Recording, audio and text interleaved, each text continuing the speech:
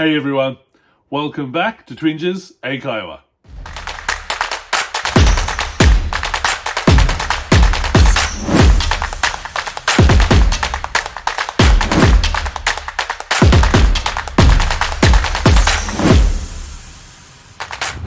皆さんこんにちは、Twinges 英会話です。Welcome back。で、今日のワンポイントレッスンは Vocabulary。Today's word of the day, 今日の単語は accommodate. To accommodate means to provide lodging or make room for someone. 宿泊施設を提供する。または部屋を作る。で、もう一つの意味。To fit in with the wishes or needs of others. 他人の希望やニーズに合わせる。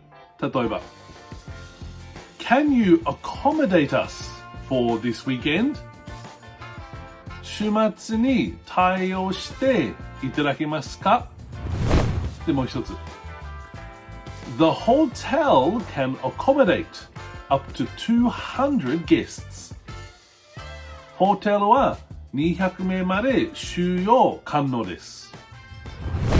でもう一つWe will try and accommodate your request.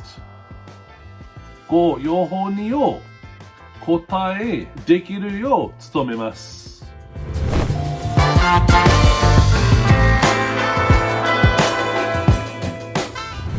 で、最後もう一つ。It's important to accommodate the needs of all employees. すべての従業員のニーズに対応することが重要です。はい、皆さん、じゃあもう一回。To accommodate. To provide lodging or make room for someone. 宿泊施設を提供する。または部屋を作る。And to fit in with the wishes and needs of others. 他人の希望やニーズに合わせる。はい、皆さん、勉強しましたか？はい、よかった。それで質問ならば、提案ならば、みんな下コメントお願いします。で、皆さんいつも見る本当にありがとう。Thank you for watching and see you in the next one. Bye bye.